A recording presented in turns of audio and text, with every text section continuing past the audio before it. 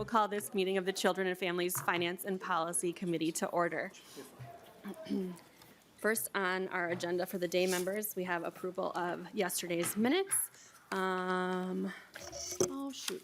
I was going to have our resident Irishman approve the minutes for St. Patrick's Day, but he has stepped away for a moment. Representative Coulter, would you care to move approval of yesterday's minutes? I will make that motion, Madam Chair. All right.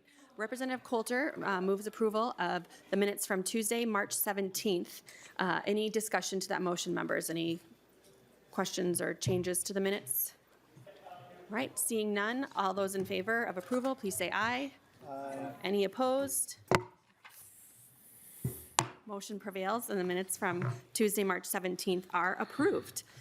First on the first bill up for today, members, is House File 3665 from Chair Pinto. Welcome back to the Children and Families Committee, Chair Pinto. I will move your bill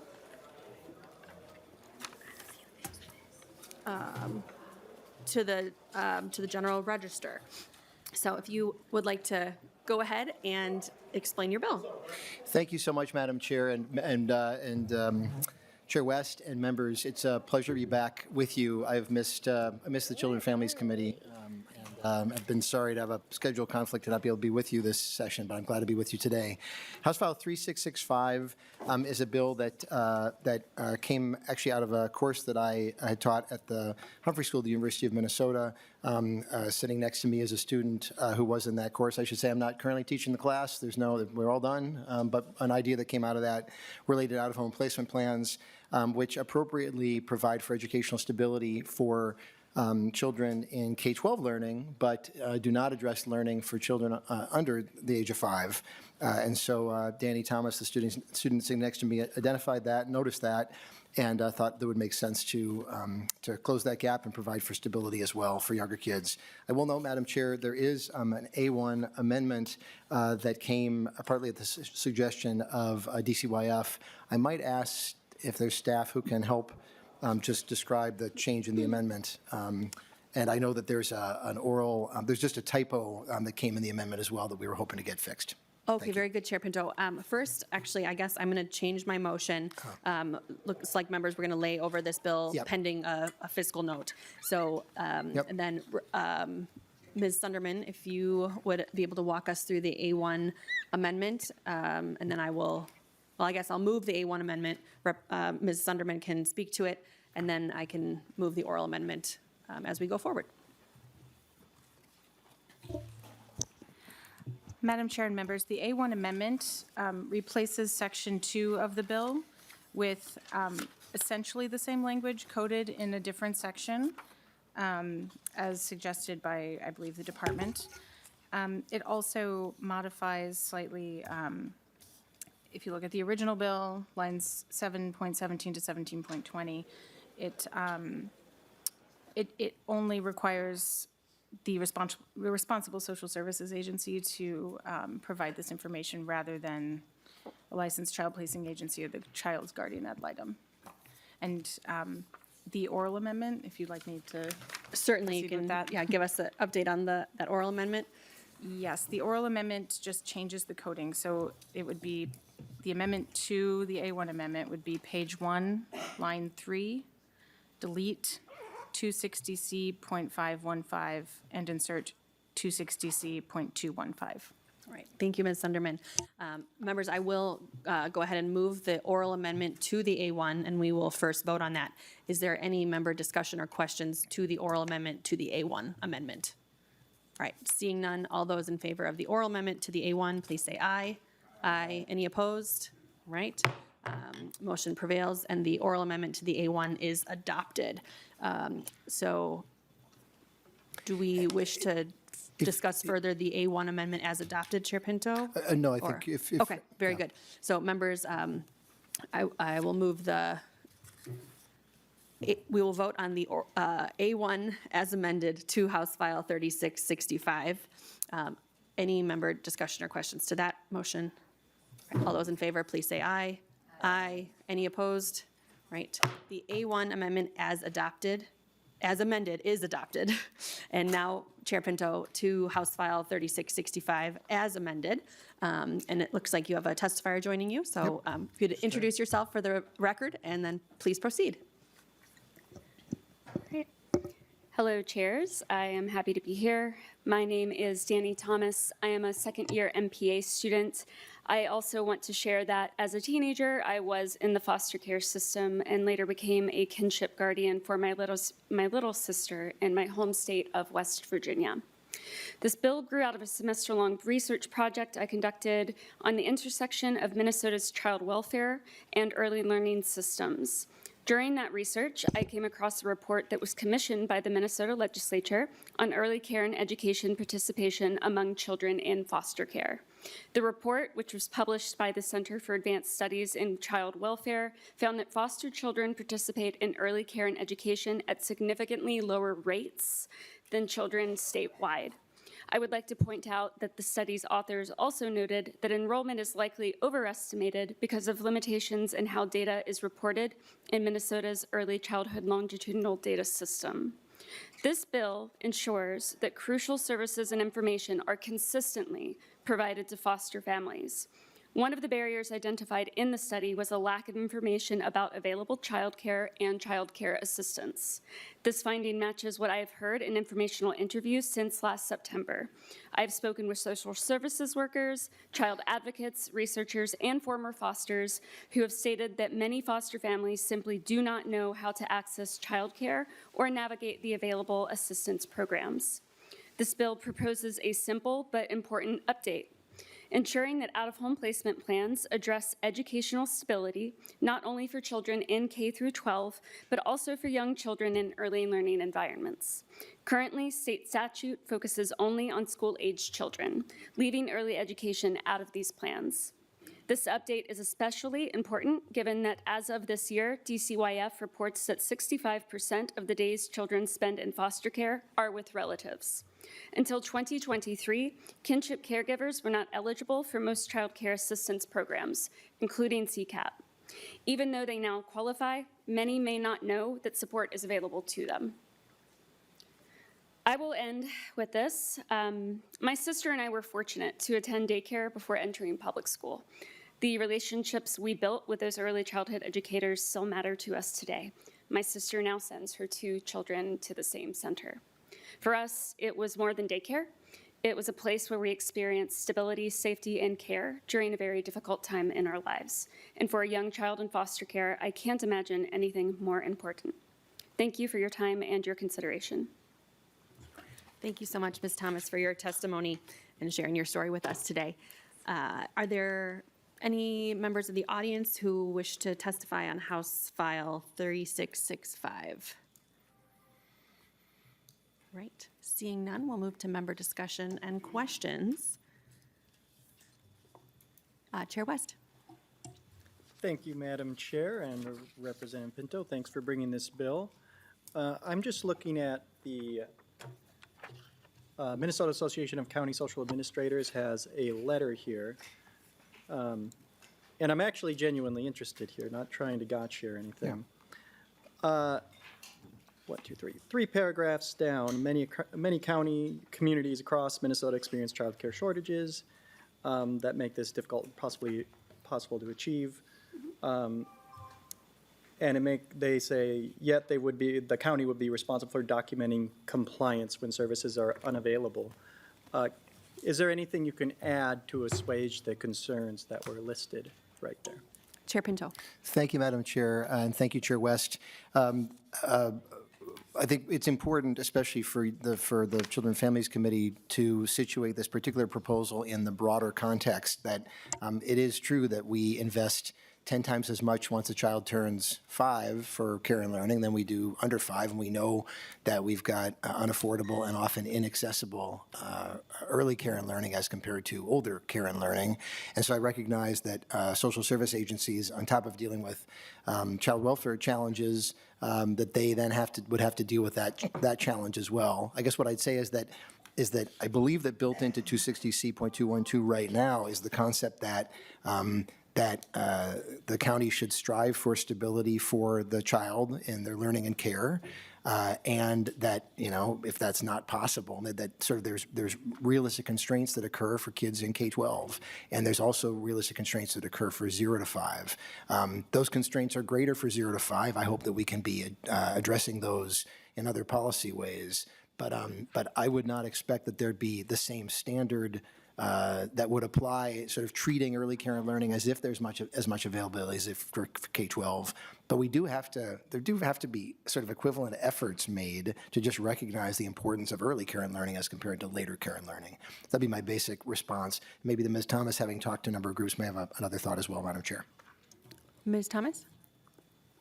No, I think you stated it extremely well. Thank you. Follow-up, Chair West?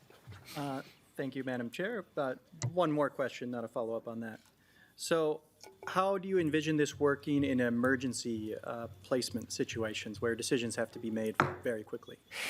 Chair Pinto? Thank you, Madam Chair. Yeah. So a basic principle, Chair West, that I would say with this bill, and again, I'd really urge you all to consider this in every setting, is how do we do it with the other kids? So the question is, if there's an emergency setting with a child in first grade or second grade, what happens then? And then consider, or a child who's 7 or 8, and then, well, how does that work for 3 or 4? So it would be the same mechanism that happens with those older kids. It may be that Ms. Sunderman or somebody else can guide us for how that works with older kids, but in general, I really want to push that principle of not distinguishing among age unless we really have to. Ms. Sunderman, do you have any relevant information? Oh, it looks like Ms. Thomas may have something to add as well. Chair Kadis-Wittoon, too. Ms. Thomas, go right ahead. Thank you. So as I understand it, the out-of-home placement plans aren't required to actually be finalized until 30 days after the child is placed out of the home. So I can't speak to emergency placement specifically, but with regards to changing the requirements in OHPPs, it wouldn't have to happen immediately. Yeah. Representative Sensimura? Thank you, Madam Chair. Just wanted to comment a little bit about how I understand that this works in the school system. So, because I know that this is has become kind of a large line item in Minneapolis and the district I represent. So there is a lot of individual rides or taxi kind of services that are used for students to get them from, where they are currently living to the school that they had been a part of. That is an effort to create stability for that student. I think recognizing that school can be a stable community so that even if their home has changed, they should still be able to access those services. And they are not inexpensive. I mean, it is kind of become a major cost within Minneapolis. So I think it's something to consider when thinking about this. But I have also, heard from individuals that it's been incredibly meaningful and important to them to be able to stay connected to their school community. Thank you. Thank you, Representative Sensimura, for your service on the K-12 committee as well.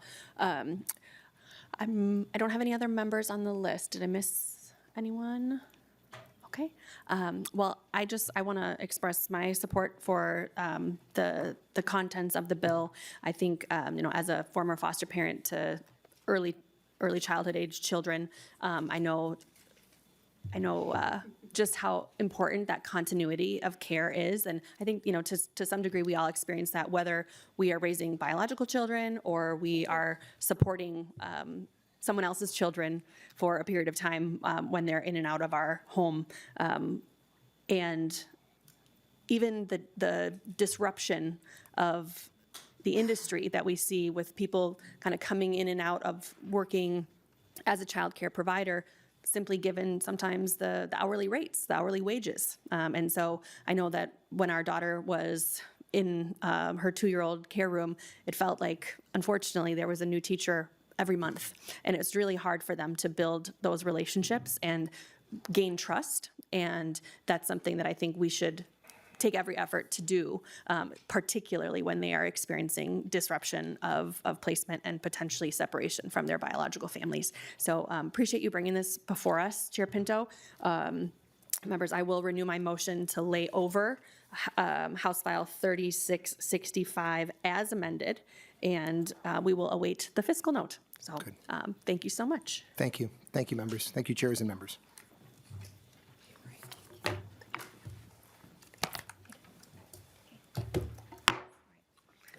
The bill is laid over.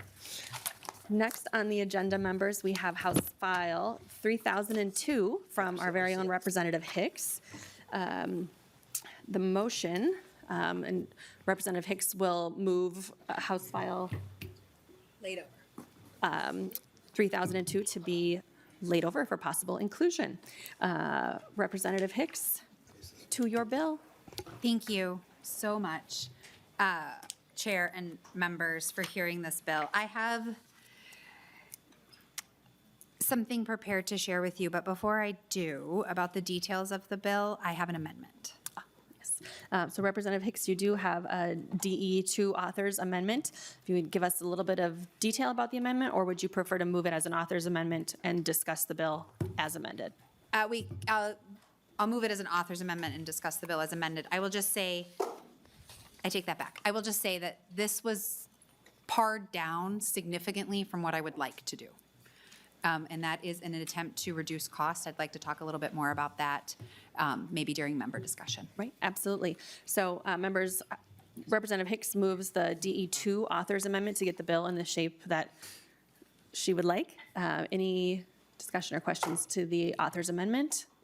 Seeing none, all those in favor, please say aye. Aye. Any opposed? All right.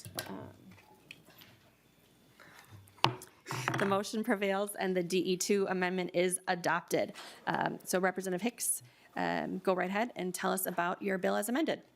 Yes, so this bill is amended to make improvements to youth with transference of permanent legal custody and improvements for all children eligible for extended foster care, including some minor technical things, but also will require that children in foster care who are 14 and older have an independent living plan to support planning and consideration with the young person and their future, allow young people who are eligible for disability supports to choose to remain in extended foster care if they prefer, clarifies that extended school time as part of a disability is in alignment with school for qualifying extended foster care, allows youth who've gained a temporary TPLC as their permanency option within 6 months of turning 18 to be eligible for foster care supports, and adds additional accountability requiring that when a young person is terminated from foster care, that DCYF commissioner also receive that notification.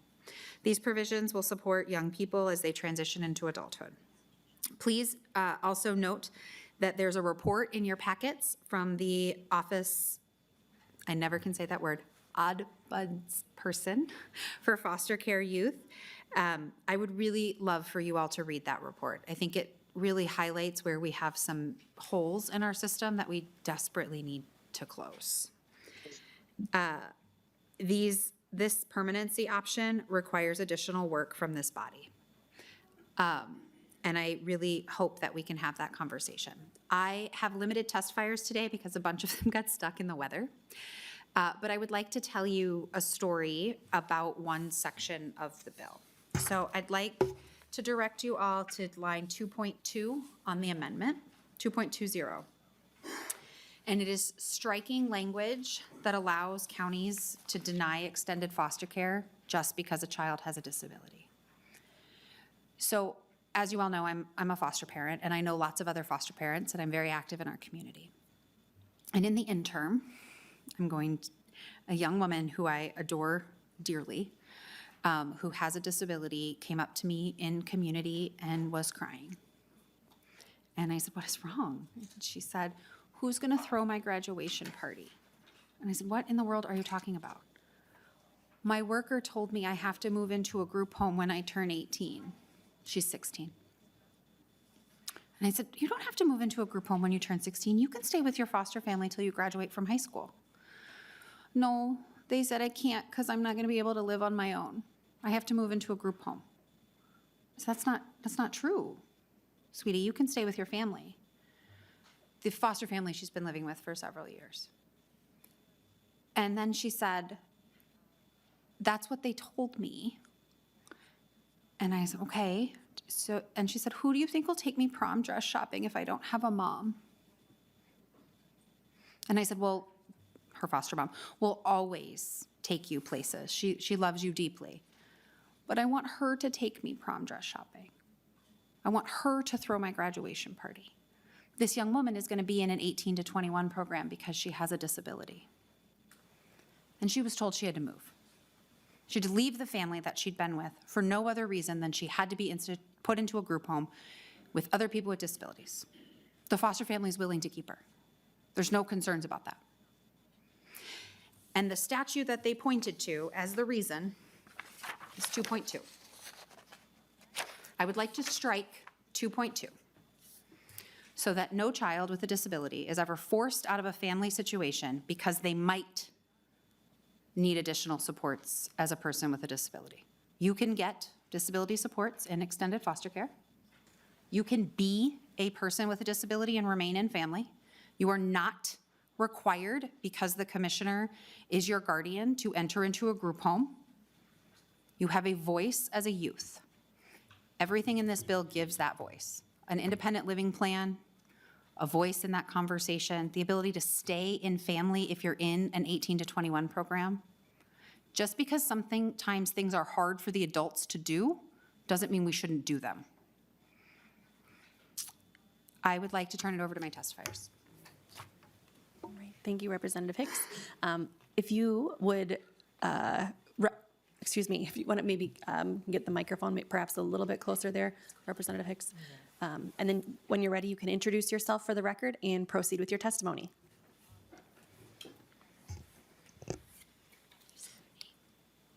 My name is Kwame. Thank you for joining us. You can continue with your testimony. Okay, thank you, co-chairs, committee members for having me today. My name is Kwame. I spent most of my childhood in and out of foster care starting at the age of 7. I aged out of foster care as a ward of the state in 2020. In my last year of foster care, I bounced it around many different places, including group homes, youth shelters, and lastly, St. Cloud Juvenile Detention Center. I wasn't allowed to leave St. Cloud until I aged out at 18. I experienced all these placements even though my uncle's home was available, and I eventually went to live with him after I turned 18. As I reached 18, my worker explained the extended foster care program to me. My uncle would receive a stipend check and give me a portion of it, but I never received any of my stipend while I was living there with him. Shortly after I turned 19 actually, while I was still finishing high school, my AFC worker told me I wasn't staying with my uncle anymore. This made me homeless until they eventually homed me with someone who was looking to become a foster parent. After a not so long period of time, he decided to not foster me anymore, and I was once again homeless, but I wasn't supported as much in finding another place to live. I stayed in a lot of different places after this. I mostly stayed outside, sleeping under bridges, parks, abandoned homes, and buildings, and occasionally with friends. This was all at the height of COVID, when I was supposed to be finishing high school virtually, but I struggled to stay connected. I never heard from my worker during this time. When I was 19, I reconnected with school, and eventually my worker told me about a new housing resource that has some units specifically for youth who were in EFC and experienced homelessness. I moved in, and with this newfound stability, I was able to engage at school and started to receive my EFC checks for the first time, but my health was starting to greatly decline. I knew I had diabetes. I found out in 2019, but I was medically neglected throughout my time in foster care, so I never learned how to manage my care. My group homes and the St. Cloud placement knew I had diabetes, but offered little help. It wasn't being properly prioritized. I remember taking other medications at St. Cloud and the other group homes, but rarely, if ever, they tested my blood sugars or gave me insulin. It never really talked to me about managing my diabetes. After years of medical neglect, I was starting to lose my sight, weight, teeth, and many other things. This made it really hard to stay engaged in class. I was showing up, but I couldn't see the board or a lot of the work that was that we were working on. I would spend a lot of my days at school in the staff offices getting one-on-one help, and if not that, I'll just go to class, get my work, and go off somewhere and work. But this meant I was technically absent from class. My EFC worker said I wasn't going to school enough to get my stipend. They said I could split my required hours between work and school, so I started working. I was going to school during the day and working 4 p.m. to 2 a.m. most days to stay eligible. I wasn't getting help with transportation, so I had to take the bus to work and school. Navigating a complex bus schedule across cities while losing my sight was not easy, but I was doing it. I managed to get my attendance at school back in good standings. I sent this to my EFC worker, hoping this would requalify me as I was told to receive my checks. But they said I needed to show one more month of good attendance, then I would get my checks, in which I did, and I was also able to stay in school and later graduate. But long after this, not too long after this, but I never got an EFC check again in that whole time. I'm still not clear on why. I was told that it was being said that I was in fact never in foster care. I heard that because the 6 months prior to my 18th birthday weren't consecutive in foster care, I wasn't eligible. I am now considered legally and medically blind, with about 20% of my sight remaining, is what I feel. I've been denied Social Security multiple times. I don't have insurance because I'm not eligible for MA for foster youth. I've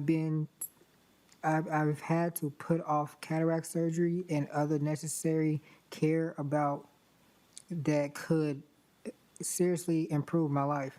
I've heard from other fosters who had much different experiences in EFC. One person I talked to said she just had to attend her therapy appointments and this qualified her. Another person was working with YouthLink on their personal goals, and this qualified them. These are both things that I was doing all while finishing high school and going blind, but I still got kicked out. The EFC rules allows workers to pick and choose who stays in EFC and who doesn't. Nothing is uniform. I can only imagine how different my life would be now if I had been financially, emotionally, and physically supported during this time transitioning out. I hope that somehow I could get that funding that was supposed to help while I was aging out. And I hope that using my voice will help create a better system for foster youth that came after me, especially those who are navigating complex medical care and disability. This bill is an important step forward for youth like me.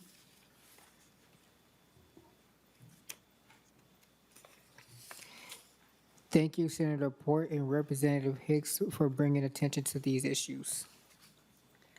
Kwame, thank you for joining us today and for sharing your story. And I'm so sorry for the difficulties that you faced throughout the past few years.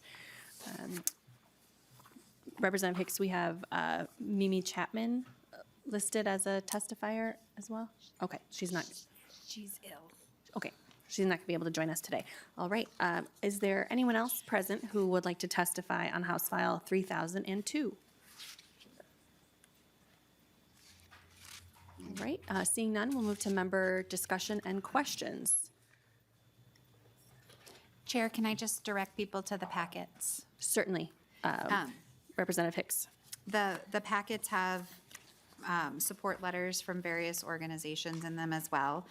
I would like to add, we have requested a fiscal. I would like to go on the record indicating that I don't believe there should be a fiscal because the language that's in here specifically around Medicaid. So to be clear, I'm talking about Medicaid. It says receiving foster care benefits past the age of 18. Because many people with disabilities that are the folks that striking in 2.2 are they're looking at additional supports as the reason for striking. They already have medical assistants as people with disabilities. So I just want to sort of say on the record that I attempted to pare this down so there would not be a significant fiscal impact, but there's a little bit of a discussion about that still occurring. So just sort of wanted to highlight that for folks in case there were questions around that piece. Thank you, Representative Hicks. I don't have any members on the list. So with that, Representative Hicks will renew her motion to lay over House File 3002. The bill is laid over. I have a guest gavel tapper today. So next on the list, members, we have Chair- House. Chair pardon me. Katiza Watun, if you wouldn't mind introducing your guest gavel before we proceed. Do you want to say hi in the microphone? Okay. My youngest son is joining us today. So. His name is Lachlan. It's Scottish, not Irish, though. It's the Scottish spelling. Representative McDonald. All right. Next on the agenda, we have House File 4125 from Representative Agbaje.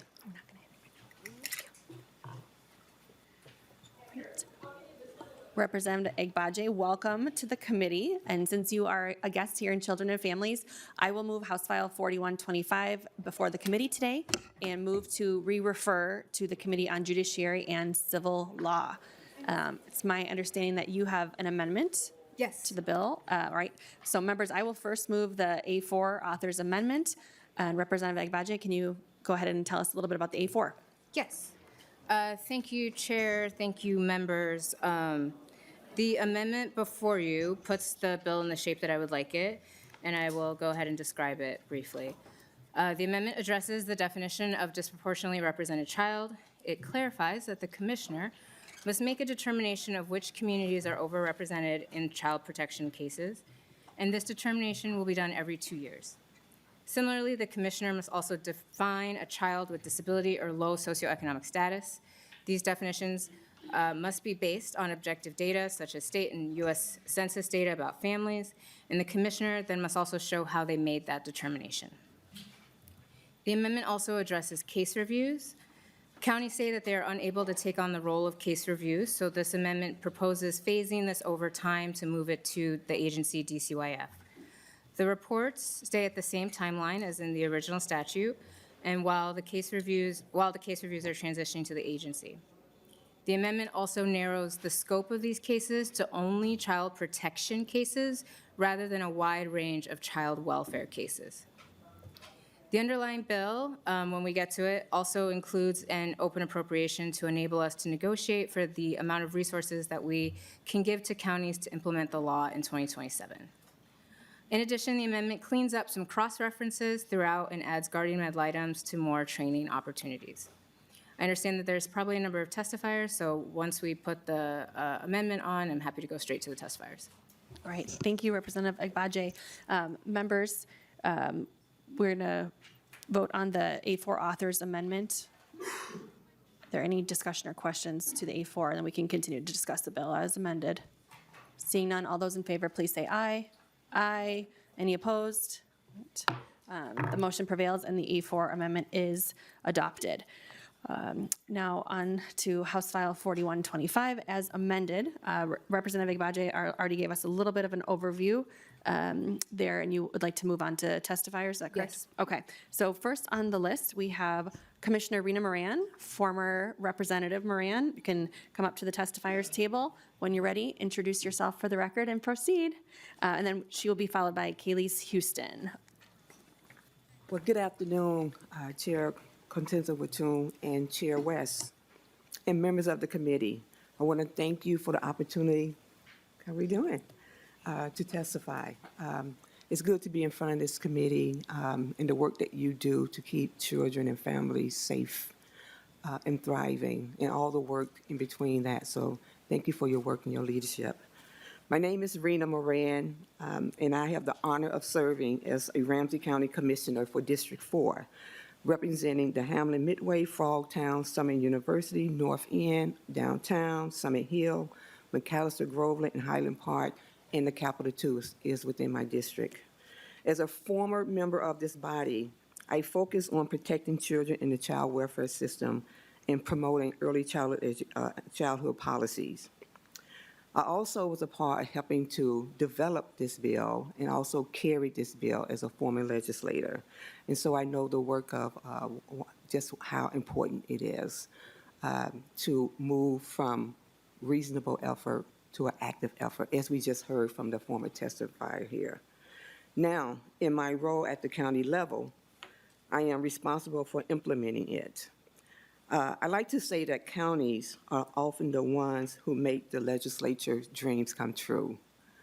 And I say that because as a former legislator, we had the work and the obligation to create the policies and put the dollars to those policies across the state.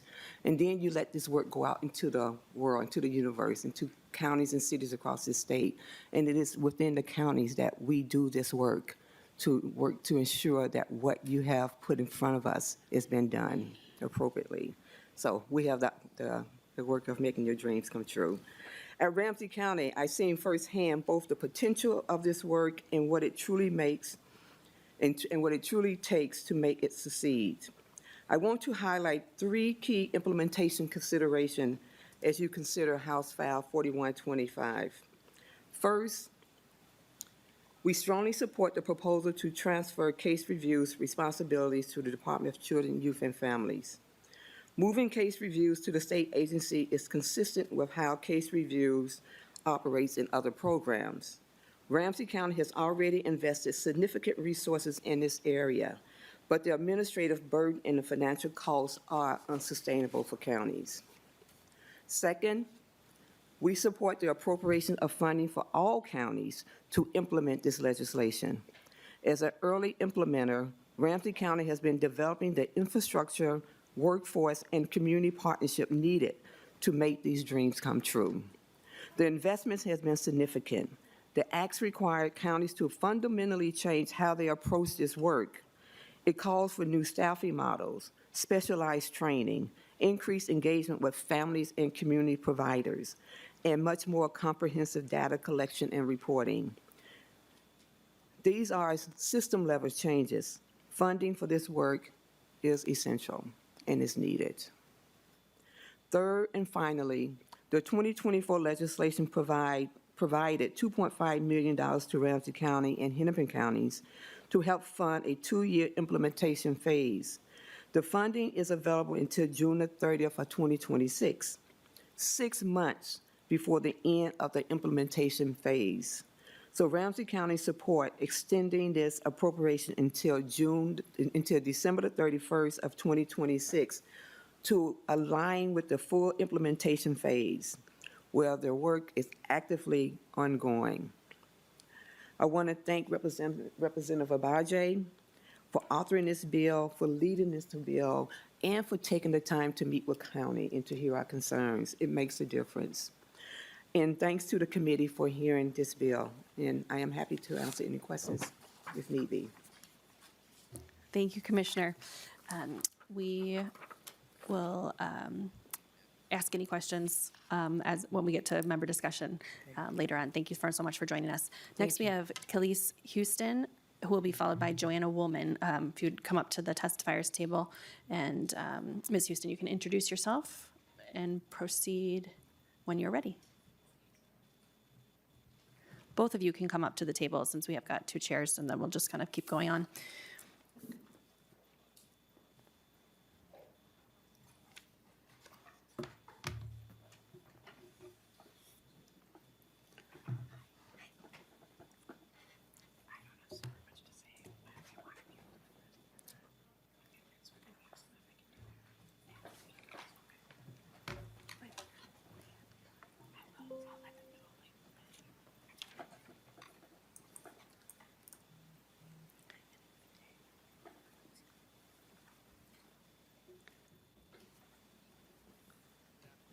You can introduce yourself when you're ready. Oh, sorry, Khalees all- Houston. I'm here on behalf of Village Arms and the NAACP Minneapolis. Thank you for the opportunity to testify on HF 4125 and to speak to what is at stake for African American and other disproportionately represented families in Minnesota.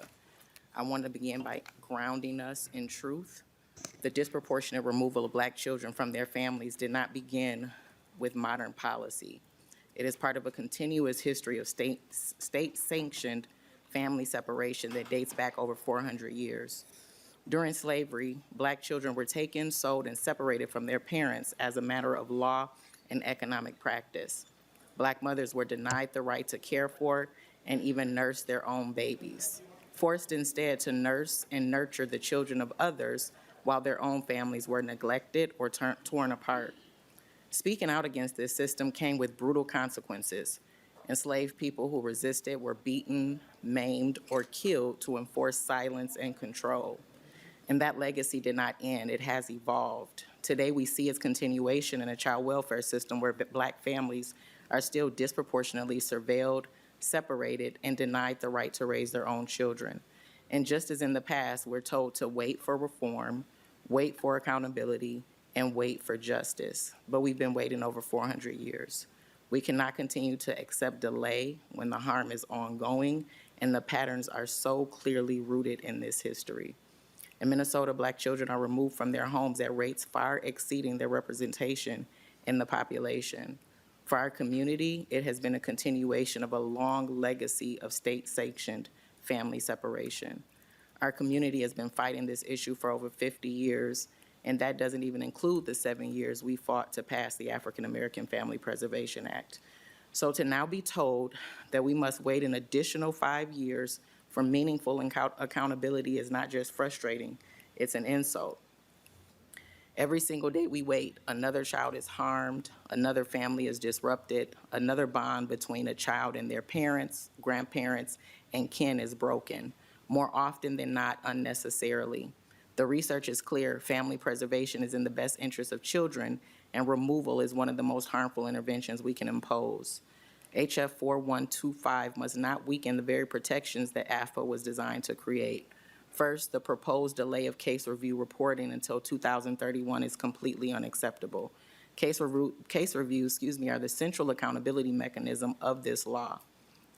They are how we identify patterns of unnecessary removals, failures in safety planning, and the underuse of kinship care. Delaying them allows harm to continue unchecked. These reviews must commence no later than 2029 as mandated and must include 100% of African American children in every county so that we can identify disparities and correct them in real time. Second, every case review must include all African American children. This law was created specifically to address disparities impacting Black children, the group most harmed by this system. Moving to a tiered or sample-based approach that includes other populations will dilute the focus and make it impossible to measure whether the law is working. Anything less than a full review is a failure of accountability. The state has both a legal and ethical responsibility to act with urgency.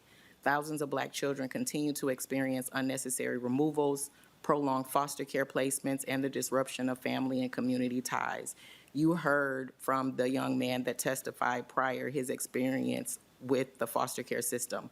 That is what led me into this work, serving at St. Joseph's Home for Children, watching the system chew children up and spit them out just as he described is what led me to want to have a voice in the courtroom.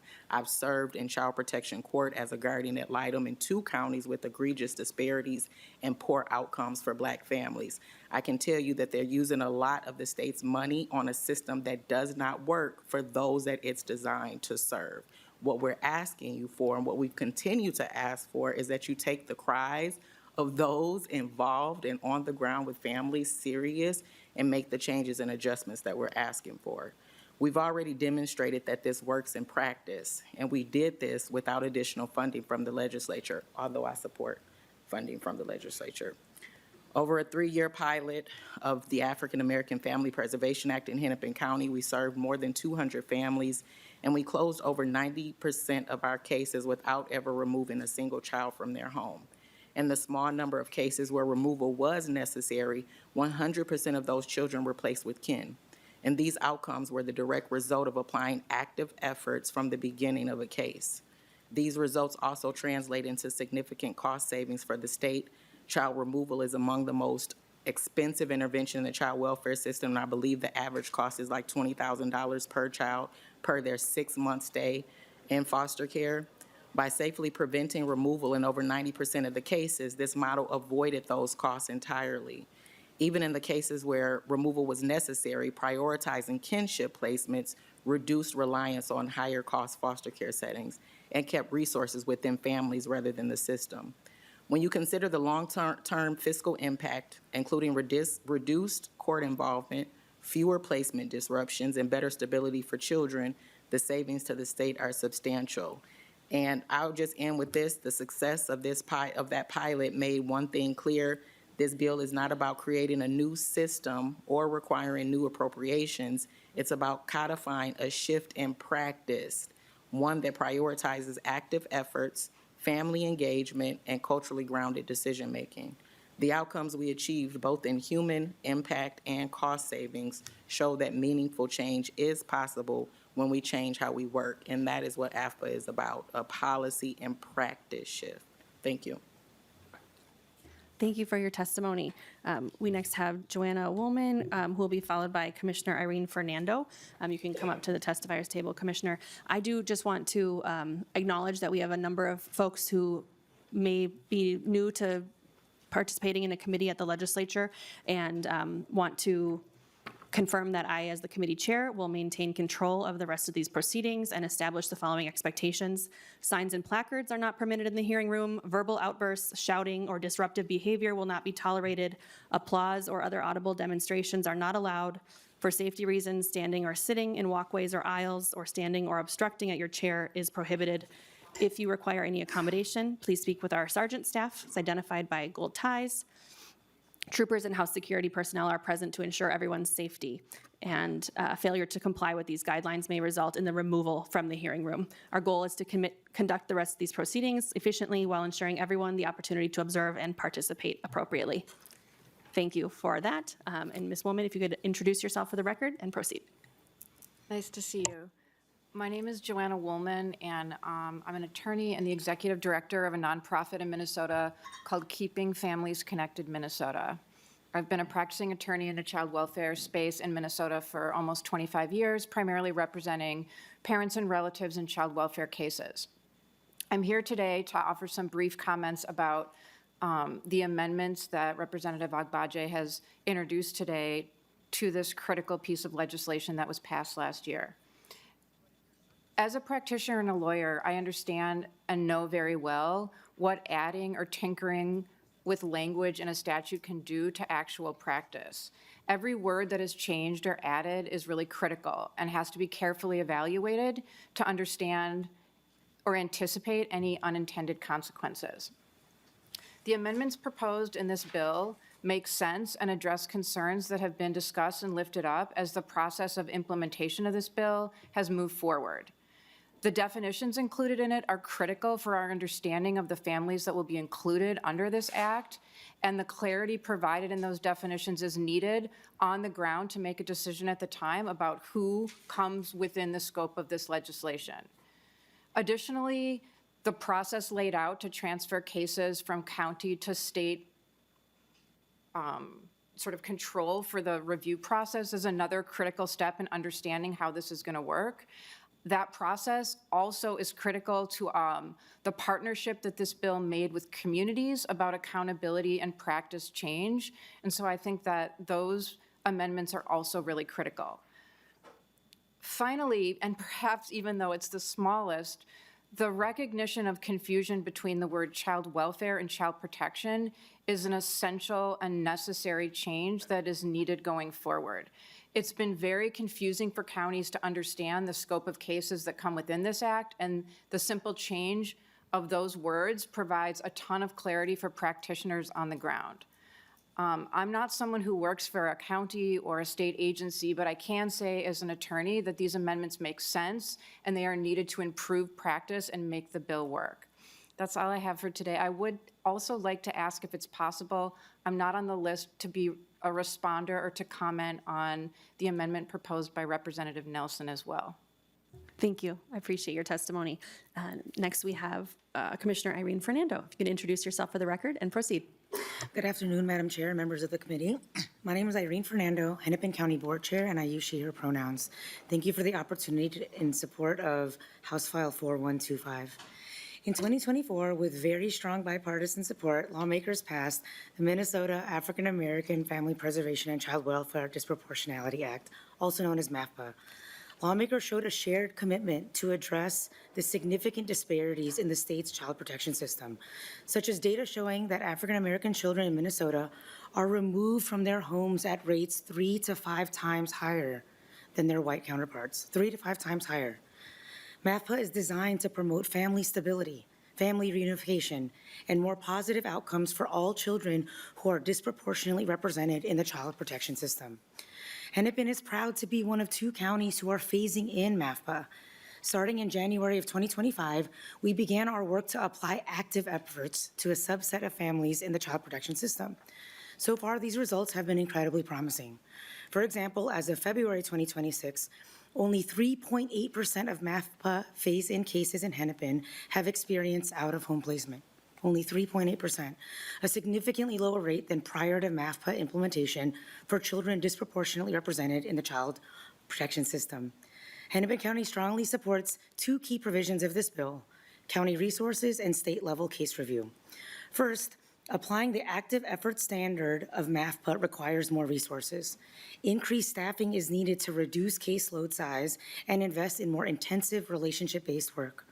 MAFPA also means counties providing more access to concrete supports for families, such as housing assistance, transportation, childcare, and other basic needs. We strongly support the resources that the bill invests in counties to help offset these expenses. Second, this bill also shifts case review to the state level. Case review at the state level ensures greater efficiency, consistency, and cost effectiveness instead of requiring each of the 87 counties to conduct case reviews. We also appreciate the technical change to align the resources for the phase-in with the actual phase-in timeline. House File 4125 will bolster the ability for counties to successfully implement MAFPA in 2027. Thank you, Representative Agbaje, for your leadership on MAFPA overall and your authorship. Thank you to county staff and community providers who work with our children and families every single day, noting that Hennepin staff are present for any program-specific questions later on. And of course, thank you, Madam Chair, and to the committee. Thank you for joining us and for sharing Hennepin's part in this process. All right, we have a few remaining testifiers on the list. The initial 4 testifiers were a part of Representative Agbaje's presentation, and the remaining testifiers will have 2 minutes to testify.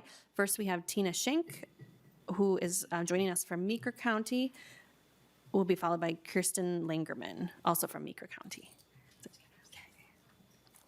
Once you're situated, you can introduce yourself for the record and proceed.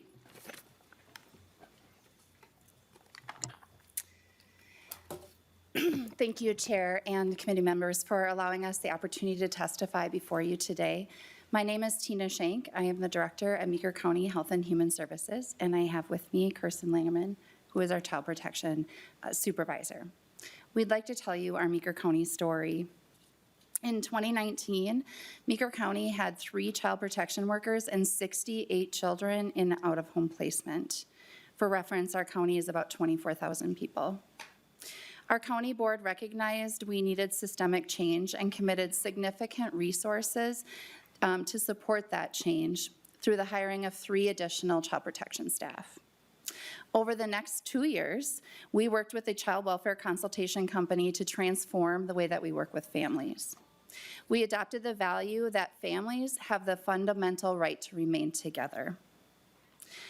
We improved our work by setting clear safety goals, centering families as the experts, and implementing family safety network planning, and shifting our mindset towards true partnership, where a family's voice drives the change needed. We learned that families often need resources, not separation, and we began to see results. By 2025, we had 9 children in placement, an 87% decrease from 2019. We recognize that no system is perfect, and we continue to recognize the areas where we need to continue to grow. Despite our movements towards active efforts with our families and the outcomes that we've already achieved, implementation of MAPFA CWCDA would require Meeker County to invest financial resources. However, unlike in 2019, the landscape Meeker County is facing is very different, resulting from implementing federal policy changes, the tightened workforce environment, and other factors placing strain on our local tax levy.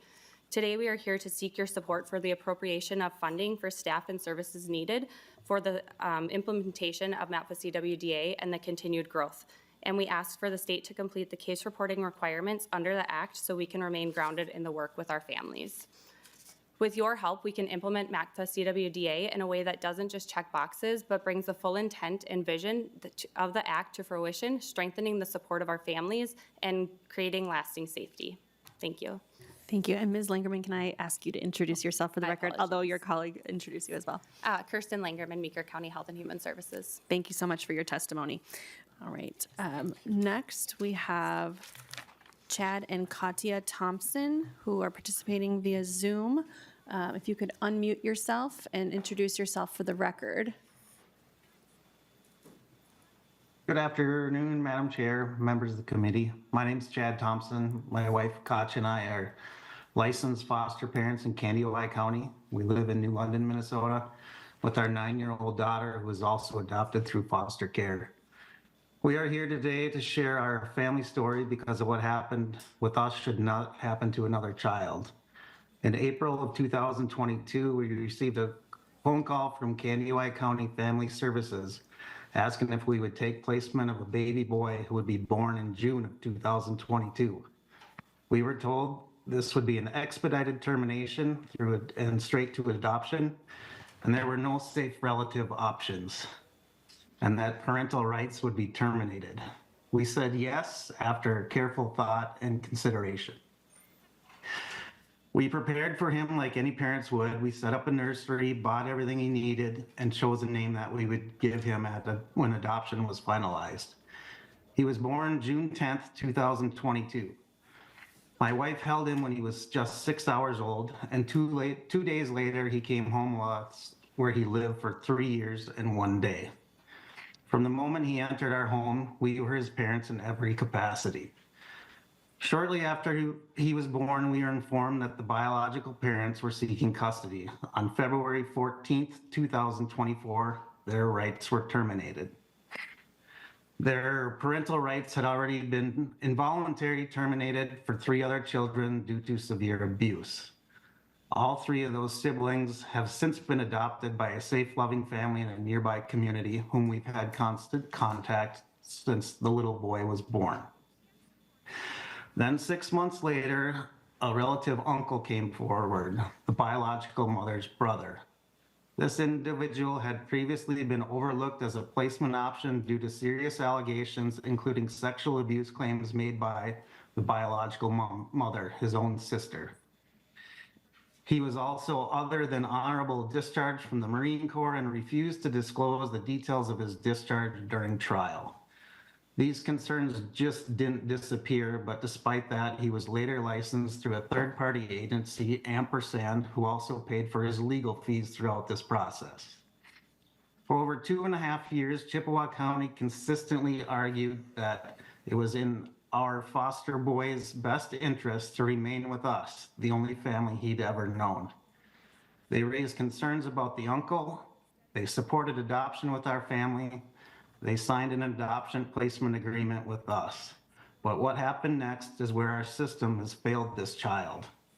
That adoption and placement agreement was denied by Minnesota Department of Human Services, now it's DCYF, specifically Kathleen Hineker.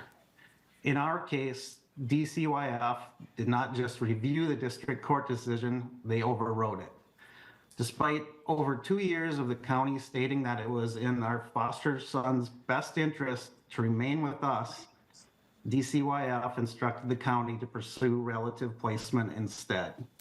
The impact of that directive was immediate.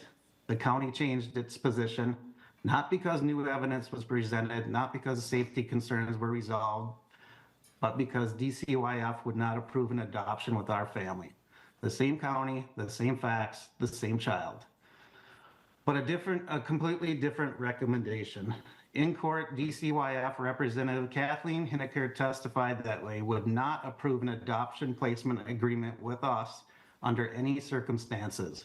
Even if it was court ordered, she said she would contact the Attorney General for an appeal. At that point, the outcome was no longer about the child's best interest. It was about compliance with DCYF. The judge ultimately ruled that our foster son should be placed with the relative, stating it was a very difficult decision, but one he believed the law required. The day after his third Mr. birthday, Thompson, he was, yes. If we could just wrap up your testimony, we're at 4 minutes. I appreciate you sharing your story. Madam Chair, you gave everyone else no time limits whatsoever. I think it's bad form to cut off another testifier. Representative Olson? I'm almost done. There are with that. 4 testifiers who are part of Representative Agbaje's presentation. I did list out a 2-minute time limit. He's gone over 2 minutes. I appreciate them sharing their story. You can wrap up in the next 15 seconds, please.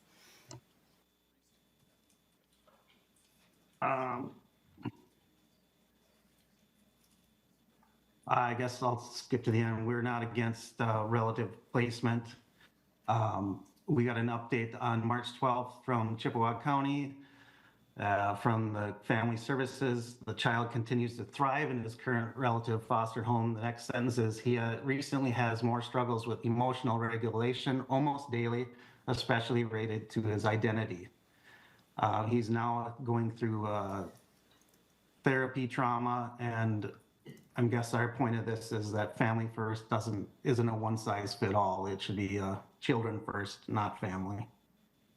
Thank you so much for taking the time to share your story with us today. Next on the testifiers list, we have, I apologize, Declara Tripp, who will also be joining us via Zoom, will be followed by Stacy Hennon. If you could unmute yourself, Ms. Tripp. Hi, everyone. Can you hear me well? Yes, we can. Thank you. Okay. Thank you for allowing me to testify. I'm a mother with lived experience and a professional on the front line working with parents who have had the opportunity to have a positive impact from MAFA CWDA. Witnessing the benefits of such a much needed process has been a blessing. Families are more motivated, open, understanding, and engaging to meet the needs of their children, all while avoiding out-of-home placement, or if placement occurs, staying within their community. This approach, active efforts, has allowed parents to receive support and resources tailored to meet the needs of their children, of their child/children. Providing support while being intentional is a must for our community to thrive successfully. To hear potential risks of interrupting or changing the language to the legislation is heart-wrenching. The MAFA CWDA involved over 7 years of hard work, dedication, and strong advocacy to come to fruition. Moving forward with these changes, with House File 1425 as proposed, will be devastating to the core and protections needed for African American children and children that are disproportionately represented in child welfare systems. Thank you. Thank you for your testimony. Joining us at the testifiers table, we have Stacy Hennon, who will be followed by Commissioner Carla Bigham from Washington County. If you could introduce yourself for the record and proceed. Chair and members of the committee, I'm Stacy Hennon, the Executive Director of Western Prairie Human Services, consisting of Grant, Traverse, and Pope counties. Thank you for the opportunity to provide testimony on House File 4125. I'm speaking today from the perspective of County Child Protection Administration in Minnesota. Counties share the legislature's commitment to ensuring that Minnesota's child welfare system operates fairly and equitably, and that all children and families have access to services and supports that promote safety, stability, and well-being. The intent behind House File 4125 to strengthen Minnesota's understanding of racial and other disproportionality in child welfare is important and worthy of thoughtful consideration. Counties recognize that disparities exist in many public systems, including child welfare, and we support efforts that improve transparency, strengthen data analysis, and help identify barriers families face when interacting with public systems. First, counties support the concept of statewide review and analysis of disproportionality. Having the commissioner conduct these reviews may allow for more consistent data analysis and a broader understanding of trends across jurisdiction. This type of statewide analysis can help identify systemic barriers, service gaps, and opportunities for improvement that may not be visible when examining individual counties in isolation. We also support utilizing a statistical or representative sample for each county or entity versus all cases, so we can do a full-scale qualitative review of the cases that we review. The purpose of these reviews should be system learning and improvement versus punitive oversight. The goal is to improve our system as a whole and identify areas of strengths and opportunities for improvement. It's important to recognize that county child protection agencies operate within a framework defined by state statutes, court decisions, service availability, and community conditions. Many decisions affecting case outcomes, including permanency, determinations, court orders, and service access, are influenced by factors outside the direct control of the county agency. Second, addressing disproportionality requires more than data analysis. It requires meaningful investment in prevention services, culturally responsive supports, and workforce capacity. Counties frequently encounter families facing complex challenges related to housing instability, untreated mental health needs, substance use disorders, and limited access to community-based services. These conditions often contribute to the very disparities the system is seeking to address. For disparity reduction efforts to succeed, policy expectations must be aligned with adequate and sustainable resources. When legislation contemplates remediation plans or system improvement efforts, counties must have the tools necessary to respond. That includes investments in prevention programming, culturally specific providers, family prevention services, and staffing capacity. Without these supports, counties may be asked to address deeply rooted systemic challenges without the resources needed to produce meaningful change. Third, outcome disparities must be examined within the broader context of community conditions and system structures. Child welfare outcomes are shaped by numerous factors that extend beyond county agency practices. Ms. Hennon, if you could wrap up your testimony, please. Yep. Thank you. Poverty rates, housing availability, access to treatment services, transportation barriers, and court processes all influence the trajectory of cases and the outcomes. Thank you for your leadership on these issues and for the opportunity to provide input on the legislation. I'd be happy to answer any questions. Thank you for joining us today. Last testifier who's on the list will be Commissioner and former Senator Carla Bigham. Welcome back to the legislature. Thank you. Introduce yourself for the record and proceed with your testimony. Thank you, Madam Chair and Mr. Chair and members of the committee. My name, for the record, is Carla Bigham. I'm Chair of the Washington County Board of Commissioners and former legislator. I'm here today representing Association of Minnesota Counties and the Minnesota Intercounty Association. First, I also want to give a big shout out to Commissioner Moran and Commissioner Fernando for their county's leadership and their personal leadership in implementing this program as well.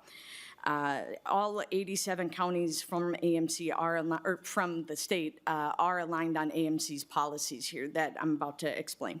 So I'm here today in support of House File 4125 that amends the Minnesota African American Family Preservation and Child Welfare Disproportionality Act. And the counties are routinely expected to make up funding and shortfalls and fill in gaps for service delivery from policies passed at the state and federal level. Counties' cost shifting further exacerbates inequities across our state and the ability to raise property taxes to implement programming or sustain services. Counties want to ensure that implementation of this significant law is not subject to patchwork implementation resulting from inequities in county tax base. To successfully implement MAPA, it calls for the state investments to be made in the following areas, which is the community-based services and staffing and adjusting the case review function to the state. The state agency is best to conduct the case reviews as it's called for in MAPA. This is in alignment with the existing models such as the CFR, SR, and existing federal audit structures, which is important. Counties also support authorizing DCYF to conduct a representative sample of the case reviews as determined by the legislature. Counties want to be strong partners in ensuring the integrity of this important work and working alongside the state to support continuous learning and improvement while strengthening practice in alignment with MAPA. In addition to case review function, it is imperative that the legislature invest in services and staffing, which you've already heard from Tina and Stacy, so I will fast forward. And successful implementation of MEPMA is at risk if the legislature doesn't make the necessary investments and adjustments included in the bill. So we must make sure that the culturally responsive and prevention services are available to support active efforts and pay close attention to our county-based workforce. And they are critical and necessary component of implementation. And we need to ensure we can attract and retain talented staff, manage caseloads, and prioritize their time being spent with families and not conducting administrative functions. So with that, I will say thank you for your time and thank you to Representative Agbaje and Gilman for their work on this important legislation. Thank you, Commissioner, for joining us today. All right, Commissioner Bigham was the last testifier signed up. Are there any members of the public who wish to testify on House File 4125 today? Okay. Seeing none, we will move to consider the DE2 amendment from Vice Chair Nelson. Thank you, Chair Katiza Watoon. And I would move the DE2 amendment before the committee. And do you want me to go ahead and explain? Yes. Okay. And I thank you for all the work that has been done on this issue. Disproportionality and keeping families together and trying to make life successful for our children and our families. And there's been a lot that's gone into that. And as we look at this, I think we're still waiting on a report from the out of the first, or there's been different areas that we're waiting on. But as we look at what the DE2 would do, one of the things that we want, it's been talked about being successful, and I think there's some areas from the counties that we're hearing on of wanting to be successful and ensuring that, and part of that would be delaying the implementation of it. This is coming rather quickly. We're less than a year away from that, and the counties are not ready for it. They want to do what is best and follow what is needed, but it would delay the implementation by a year. And it would also expand the active efforts obligation. It would include, families would also be included in being part of this active effort, that the active effort wouldn't solely rest on the counties, but the families would have an active effort in that as well. And I think it's important that to be successful, that families are actively engaged in the efforts that they need as well. The reunification, it would also depend upon the families taking an active effort on that. And the DCYF, disproportionately represented children, that would get changed to an every 3 years. And then would also create a presumption of imminent harm when synthetic opioids are present in a home without a valid prescription. And I think these are, I think they're reasonable things that also would help make this program and this process much more successful.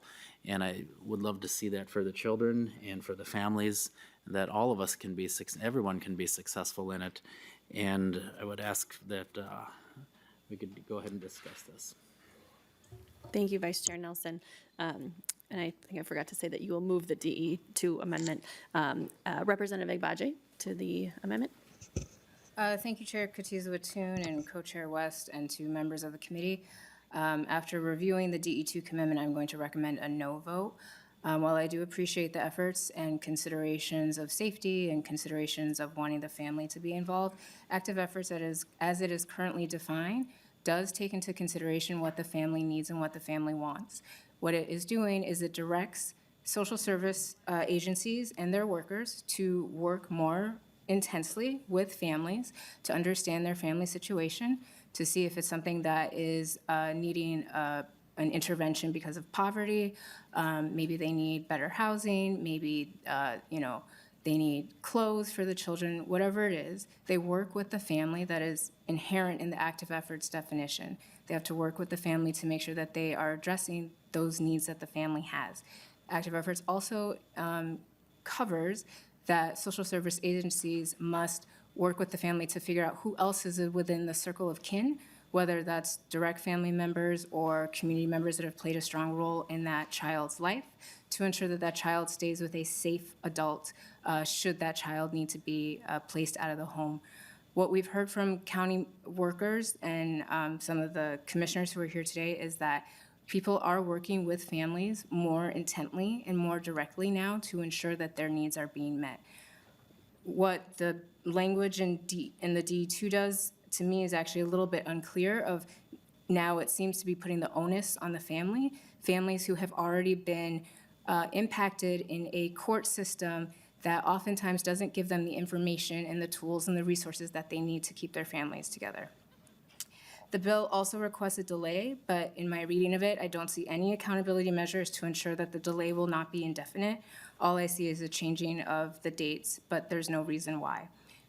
The bill also, interestingly enough, considering that we've heard from multiple counties today asking for resources, does not include any opportunity for additional financial resources for counties or agencies.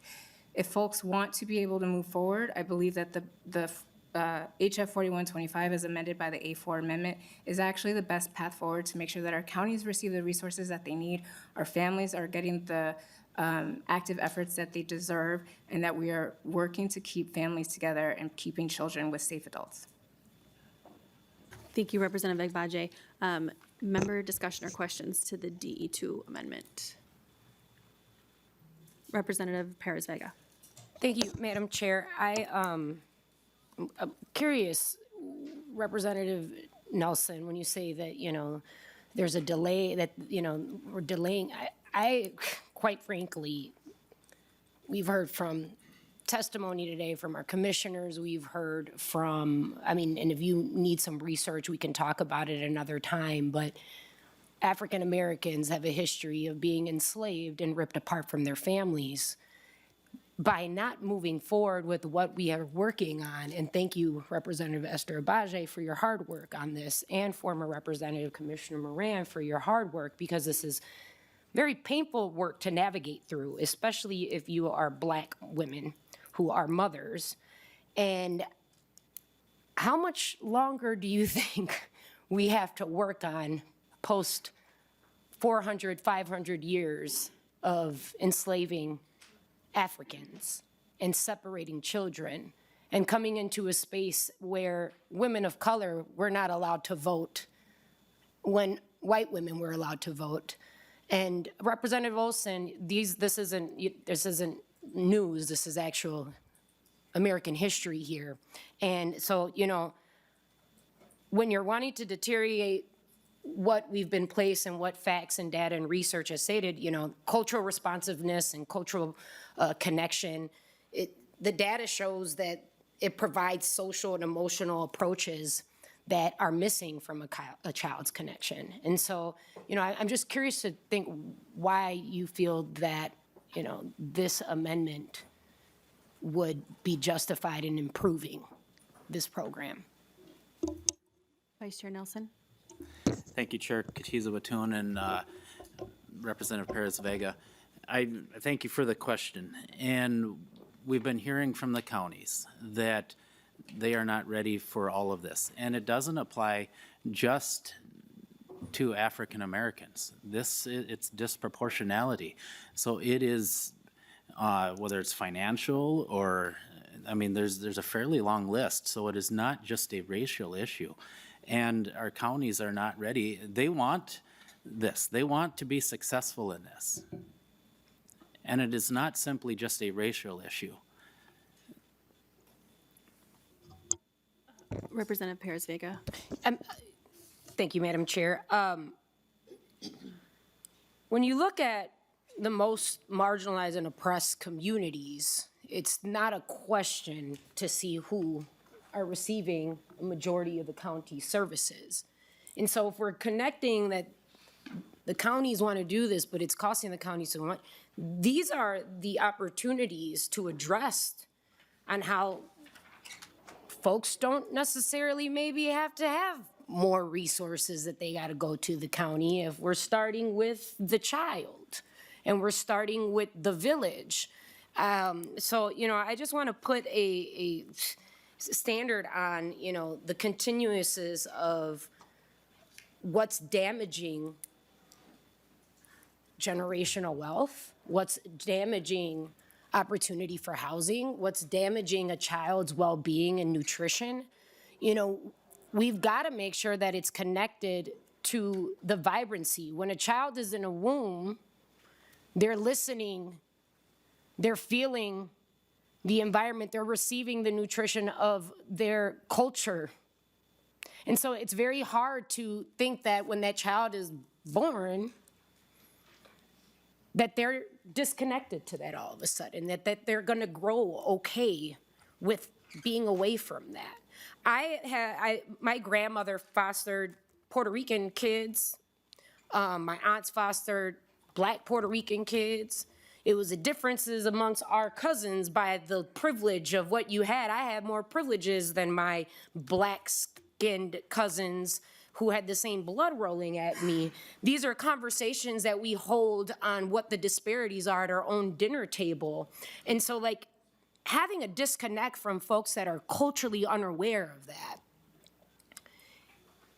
it deteriorates. Having folks wanting to be able to continue their village and be able to get the resources that this state has applicable to those counties to give those resources is what it's asking for. It's an embetterment of, you know, you plant the seed, right? You water it, you want it to grow. But you can't just take a seed in an environment and put it somewhere else where it can't grow and think that a light is gonna be able to shine more than your own connection of cultural tribe. And so, yeah, I understand each race has a connectivity to where they're born, but the reality is that Black people, African American people in this state and all across the United States of America are at a disparity like no other because of the history of separating, of trying to deteriorate their own lineage and pride. And so I would love to have a conversation with you, Representative Nelson. I'd love to bring you into the circles because I come from a bloodline of 500 years of colonialism where slavery came first before it hit the South of the United States. And we connect with our African diaspora. We connect with the rituals that have survived, that have been around for over 3,000 years. And we see the embodiment of when every child learns about that. That's why ethnic studies is also very important when we talk about these commitments. And I vocalize that as well, because it creates an opportunity for us to learn about how we can make each other's lives better. And right now, our African American community want to continue to thrive from what has been survived. And it starts with the foundation of a child.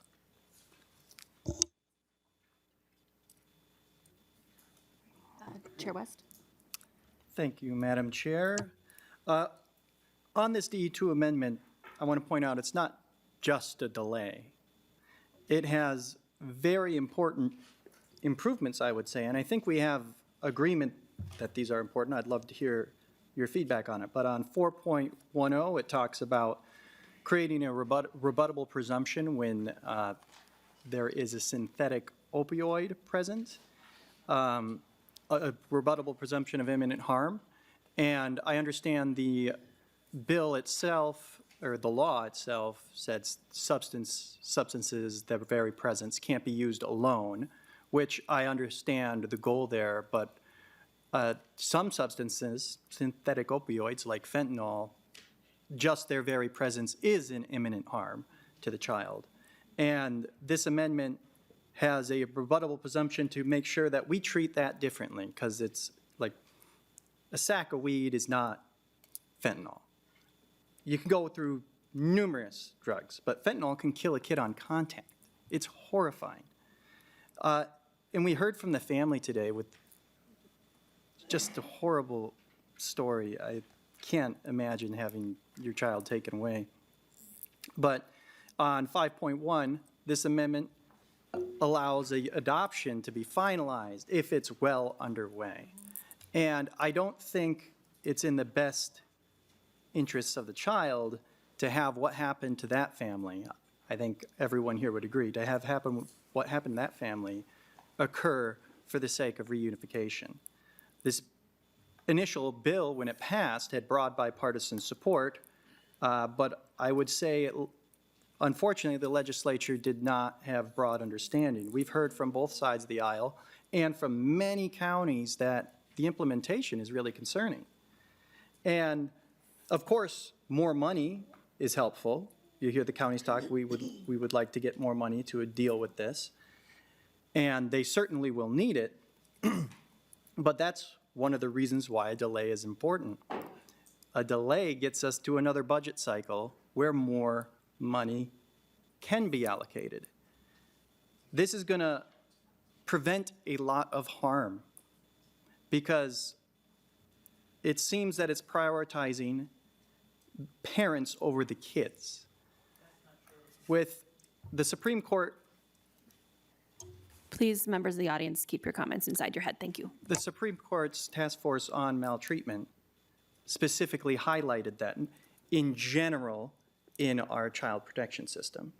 So you could have issues with the amendment. We can have a reasoned discussion. But I do want to make sure we're not just focusing on a delay when there's important provisions in here to protect kids from imminent harm, and I think we'd all agree the presence of fentanyl is imminent harm, and it'll prevent that horrible story from happening again. So even if this isn't accepted today, those are important things that need to be included if we're going to make any progress on this. Representative Hicks. Chair, if I may Sorry, respond. Representative Agbaje. Thank you, Chair, and thank you to the committee who's brought up some interesting points. I will say that at least on the part of the fentanyl and the opioid use, that is perhaps an acceptable issue in the child protective area, but where it is currently placed in only the MAFPA section of 260C, it actually doesn't make any sense because that's something that should actually apply to every family. If we really consider the use of opioids and fentanyl as a very serious situation, that should apply to every parent that's using fentanyl and not only just MAFPA families. Where it is placed now, that's what it would do. I think you had another section of the DE that you pointed out. Let me just find it.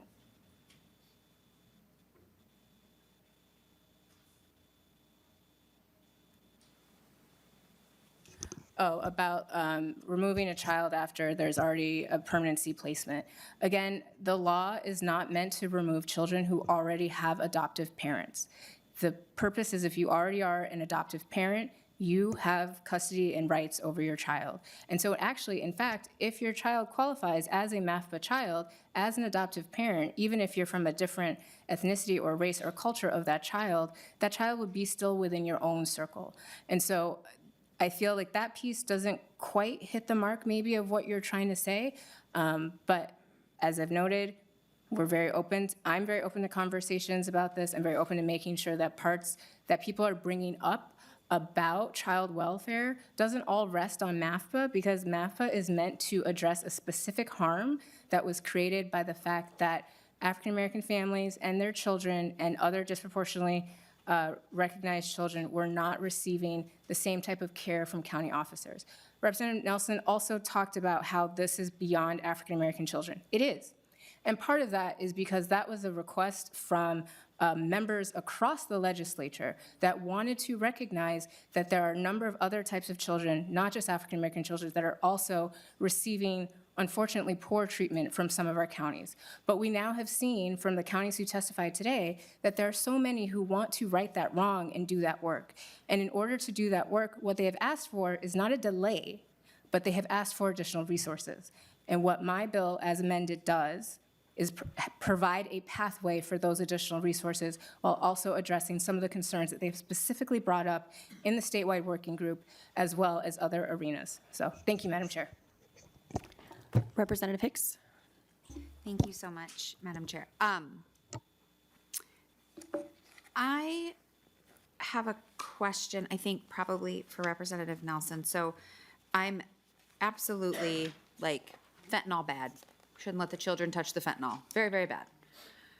However, the way this is written, I'm a little concerned about emergency removals because fentanyl is present. How does this work if the teenager is the person who brought in the fentanyl? Vice Chair Nelson.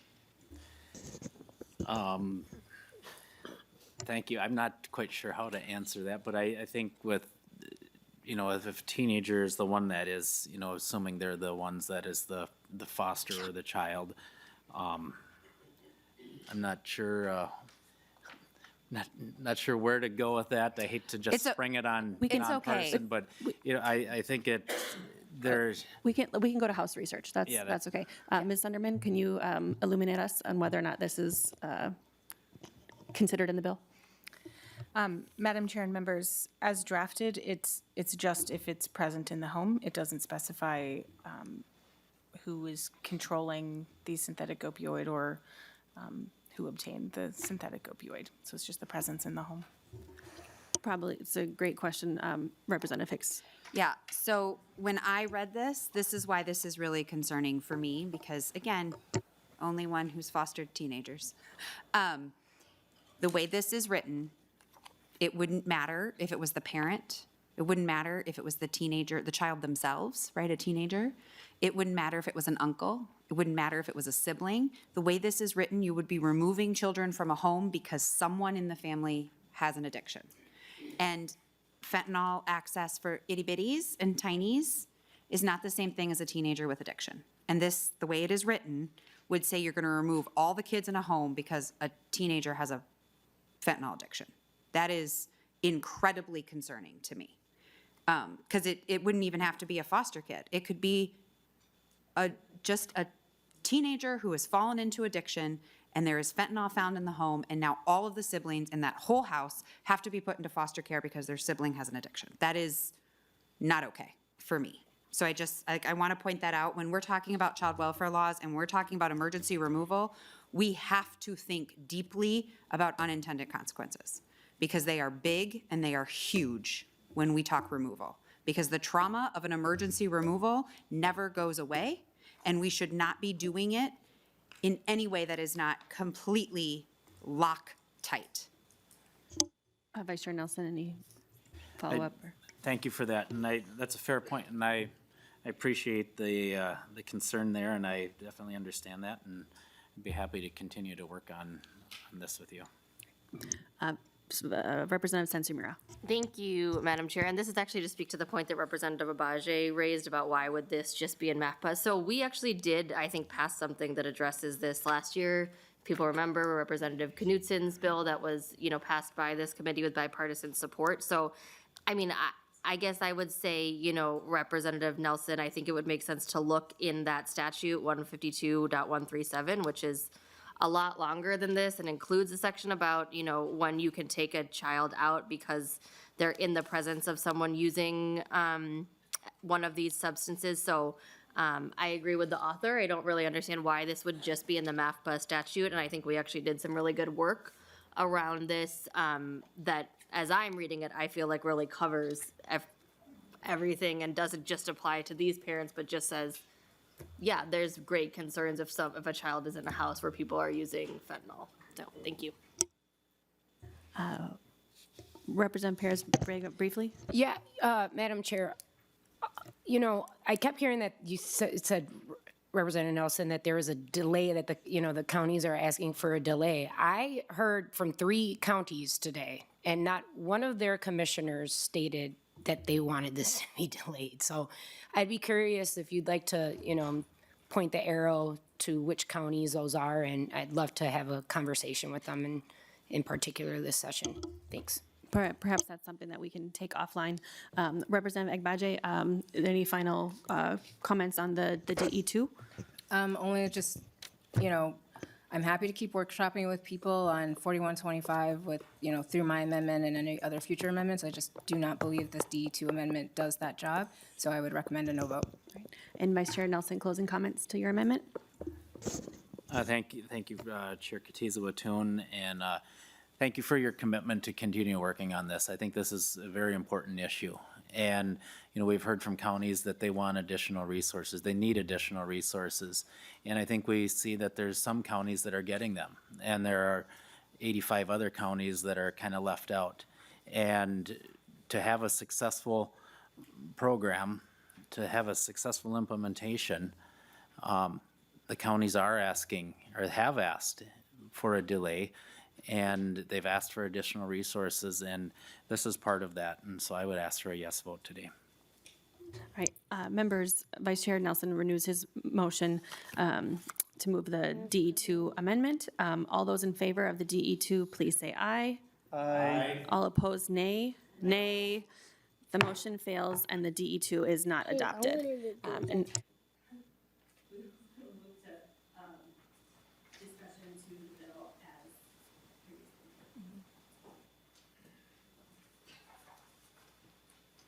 Do you want me to say anything or just member discussion? you can go right ahead, Representative Agbaje, if you'd like to. I would just say that, you know, kick us thank you off. so much for the conversations we've had. I know that there is a lot of interest in the math bill law.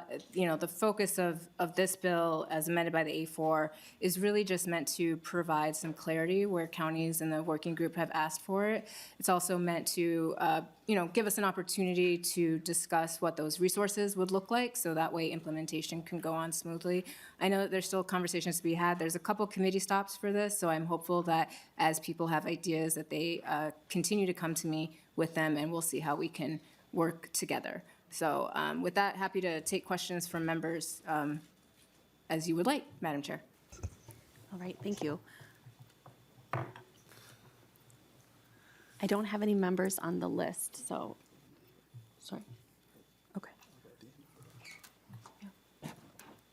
Representative Perez. I have a question, just because it came up in this bill, Madam Chair, for you. You know, have we ever had any addressment of the rules for any other bill in regards to rules in committee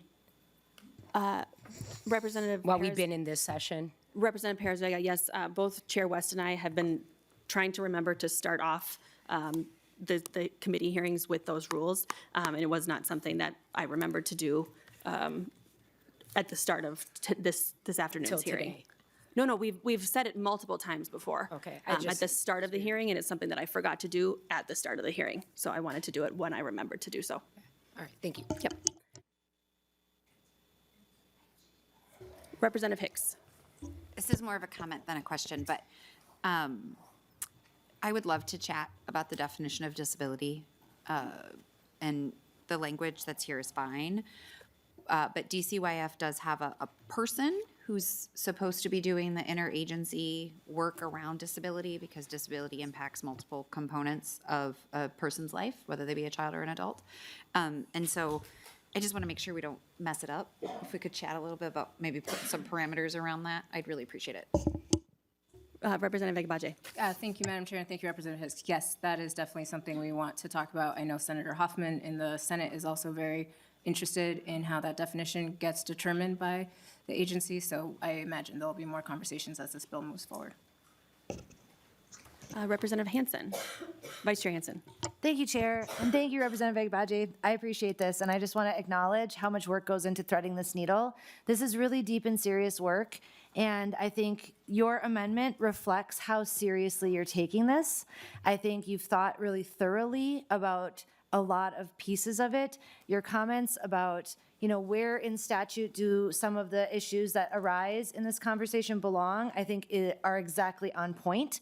And I hope it raises this committee's attention to how much work goes into this broad system in general, that it is not just because of the bill before us that we have work to do. I've been my entire career here spent talking about that our system looks far too much like boarding schools and has for a long time. And we have been undoing that as a body together. And we should be proud of that, but we have to continue to do the deep work and really understanding the implications of everything we do and say. And I think what we see in the DE2 amendment, and this is not personal, but I just wanted to, like, on the records, recognize this, that there are some things that I was looking at that, like, glaringly tell me we have to talk about this more together. And I think some of the comments I heard today reflect that as well. So I hope this can be a lesson for all of us to take away and hear ourselves when we talk about things that we want to change, or when we propose amendments, or when we put forward an idea that hasn't really kind of been maybe fully fleshed out yet, and be open to that, and have that humility, frankly. I get that it's complicated. I'm the first one to say that. And I'm really impressed by how well you do this and how many stakeholders come to the table again and again and again to keep making sure we're getting this right. So I just wanted to give you some kudos and recognition for that, because this is not easy work in this lane, and I love having you in this work with me. So thank you for everything. Representative Zalesnikar.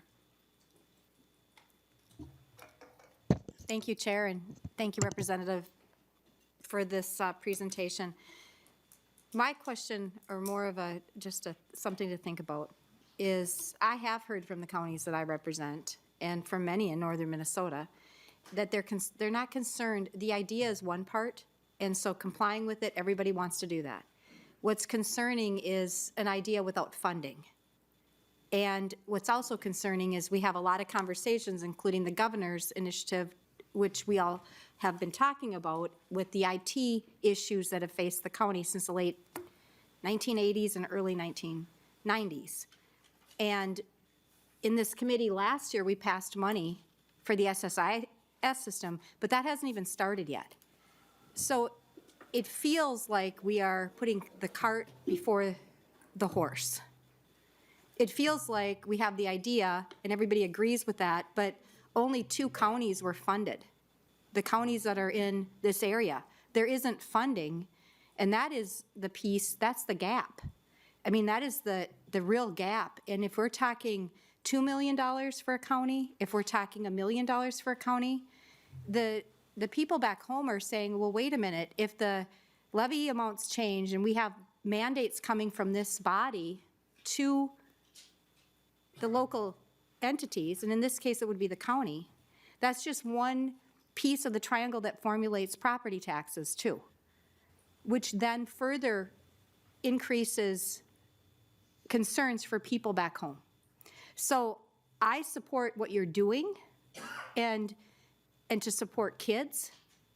I just want to make sure the mechanism of support is there with the funding in a solid way, and that the IT systems are able to catch up so that all of this can be done in the way that you're intended. And I hope that you'll seriously consider it. So I don't see it as a delay in the sense of just kicking the can. I see it as get the pieces in place with the funding and the IT systems so that it can be successful. And I hope you will consider that. Thank you. Representative Agbaje. Thank you, Madam Chair. Thank you, Representative Zalesnikar, for those comments. I mean, I agree with you. Yes, SSIS needs to be funded. We put out that funding as a legislative body last year. We have had, and in fact, we do want to know what they're doing with that money. I sit on the Ways and Means Committee. We had a full committee hearing with the Minnesota IT. We heard from DHS, and we also heard from counties. This is a very serious issue. But what I will say, as you commented, this was a system that was developed in 1989, and this legislative body, through all of its iterations, decided not to invest in it until we started investing in it in, what was it, 22 or 23 or 24, somewhere around there. So it's going to take time for that funding to flow through that system. In the meantime, that system still has to do the work that we require it to do, whether that's through SNAP funding, Medicare, Medicaid, Child Protection Services, all of that. We can't stop our work just because we have a computer system that takes time. And I fully empathize with those workers. We saw the presentations. That's not a great system to work with. But what I hope is that those departments that are in charge of that funding, which I think is like almost close to $100 million, if not more, that they start to use that funding in a way to make sure that our workers do not have to spend that time in front of a screen, and they can actually do the job that they're meant to do. So I agree with you on that. I will keep working and pushing along with other members of this body that DHS does that work to update its systems with the funding that we've given it. And then, and that's just all I'll say on that. And then, you know, I believe that the state of Minnesota can walk and chew gum at the same time. And so we have to be able to do what is mandated of us. And as it relates to the funding, we have an appropriation in this bill. It's a blank appropriation, but that's because we don't quite know exactly where our budgets are gonna be. We don't know what our targets are gonna be. We want to be able to go in with the full power of negotiation to say, this is what the counties need, this is what the counties want, and then understanding what that budget system is going to look like, so we can get the most dollars that can go the furthest for our counties. I don't want to see counties have to increase property taxes either, but we know that for those who are already doing this, like you heard from Meeker County, they know how to do this, they've been able to do this. What they require is some additional resources. And that's what I plan to fight for in the rest of this legislative session. Thank you, Representative Agbaje. I think it is important to note that this is not your intention in any sense of the word, because this is existing law that most of us voted for. So I just want to address that there. I have got Representative Sensamira, followed by Vice Chair Nelson, Chair West, Representative Agbaje with final comments, and then we will go to a vote. Representative Sensamira. Thank you, Madam Chair. Thank you, Representative Agbaje, for this bill. This is a bill that is working to build off of what was already passed, which is undoing centuries of systemic racism, and so it's not easy work. So thank you for leading. I just wanted to say thank you to Meeker County for coming out and testifying. I thought that testimony was really powerful. I think oftentimes we think that this work is only happening in the metro counties, and so it's really helpful to hear support from a county in greater Minnesota. And I think what I really took away from that was just if you're really going to do this work right, like how robust it needs to be. It really is this whole family approach, which is not easier and I think can often require more resources. And I appreciated just the note that they made about how HR1 is going to complicate and, potentially destroy the systems that we are trying to build to support families and move this work forward. So it's really scary, and we, as a state, are just constantly being asked to step into the gap that the federal government is creating, and this is another one of those places. But I appreciate your leadership. I appreciate you for continuing to advocate for counties to have the funding they need to do to be able to do this right by our kids. So thank you. Thank you, Representative Sensamira. Vice Chair Nelson. Thank you, Chair Katiza-Wattoon. And, we've heard from a lot of people today. We've heard from individuals, families, commissioners, from counties. And I'm just wondering, and I think Representative Sensamira, thank you for bringing up, the complications HR1 is kind of adding to this. And I'm wondering if we could hear from DCYF. Is there, has there been, how is it going with training? How is it going with, I know technology is a part of it and we're kind of waiting on that, and that isn't something you can just flip the switch on, but I'm wondering if there's, how is it going on that side of things? Are we moving along with the training? Because we are seeing the shift in our counties is moving towards an active effort. It is moving that way, and it should be. But I think one of the things that we're hearing from our counties, or at least I am, is the concern that it's January 1st is an on switch and everything is turning to an active effort, and just the concern there. So We do have Assistant Commissioner St. George coming up to the testifiers table. We are already over time, so Assistant Commissioner, if you could address very briefly. Otherwise, we can certainly ask the department to follow up offline with the committee members. Sure, thank you. If you could introduce yourself for the record. Sure, I'm Rebecca St. George. I'm the Assistant Commissioner for Child Safety and Permanency with DCYF. And at this point, our staff is working on the guidance and training that we need to be online to be ready for implementation under the current timeline. Thank you. And we would certainly love any additional feedback that the department can provide for us, perhaps in email form or maybe even in committee next week. Sure. Thank you for sharing. Yep. Chair West? Thank you, Madam Chair. I know you and Representative Gilman have been working together very intensely. I've heard a lot about it, trying to come to an agreement that actually can help resolve some of these issues.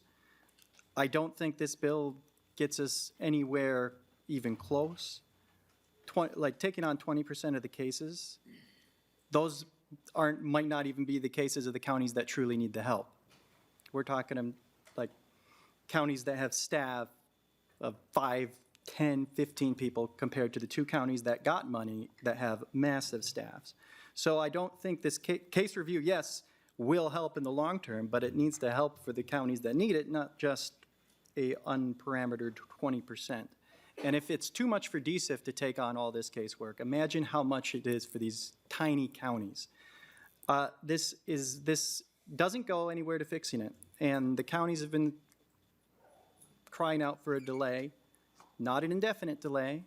I know Representative Agbaje has been very serious about, we don't just want a delay for no reason, we want a delay with meat to it, which is what Representative Gilman was trying to get us to, and that was our DE2 amendment. It contained very important things. I don't need to go on about them. And that would actually help this bill, well, this existing law, benefit everyone because it'll actually function. It'll give the work group time to help counties move us down the field and get something working. But just this bill, a little bit of money, sure, counties get excited about getting a little bit of money all the time. It's just not going to do it. And I wish we would take the bipartisan work that Representative Gilman and you've worked on and find a route that can meaningfully make this law work well and the way it was intended. Because we have heard repeatedly since it became law, even though it had massive bipartisan support, there were many issues that we did not foresee as the legislature. So with that, I would urge members not to support the bill. Representative Agbaje, final closing comments. All right, well, thank you, Chair and members. MAFA has been working in Hennepin and Ramsey, and they've been sharing their data and what's been happening through the statewide work group. Statewide work group has been open to counties. I know many counties have gone there and actually even presented their own work. If you read the current statute, it's open for counties, big and small, to start their own program, to start advancing active efforts, as we heard from Meeker County today. One of the things I also want to lift up from Meeker County is this law is actually about the children. It's about ensuring that their own fundamental rights are preserved, and the bill before us gives an opportunity to continue to do that. I will just say that laws like MAFA, similar to other large laws that we've passed in the legislature over the years, they're an iterative process. I imagine there's still some laws that were passed in the 1990s and 2000s that we're still tinkering with as we try to figure out how to make it better. And so we learn from that implementation. And this bill addresses the immediate needs from those who have been actually working on the ground with this since 2024 when it went into effect for the phase-in program. We see that more families are united, they are able to stay together, and it leads to better outcomes throughout the system. So this is all in order to, I am also supportive of prevention efforts that people are doing across the board, and I think all of that works in together to ensure that families who are overrepresented in our system continue to get the care and resources that they need from our government so that way they can keep healthy families together. So with that, Madam Chair, I request the support from the committee to move this bill to its next committee stop. Thank you, Representative Agbaje. Members, I will renew my motion to re-refer House File 4125 as amended to the Committee on Judiciary and Civil Law. All those in favor, please say aye. Aye. Any opposed? Nay. All right. The motion prevails. and Division, the- Madam Chair. Absolutely, we can. All right. There was not a single Republican that voted for that bill. Okay. Members, everyone who voted aye, please raise your hand.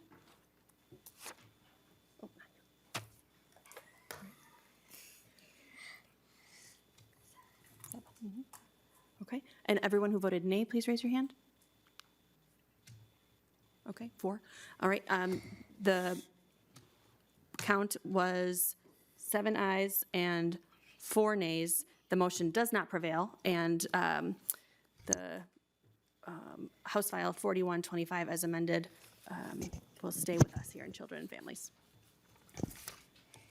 Sure, Vice Chair Hansen. Thank you, Chair. I just want to make a comment about that. I think yesterday we had a conversation about child protection, about protecting all kids.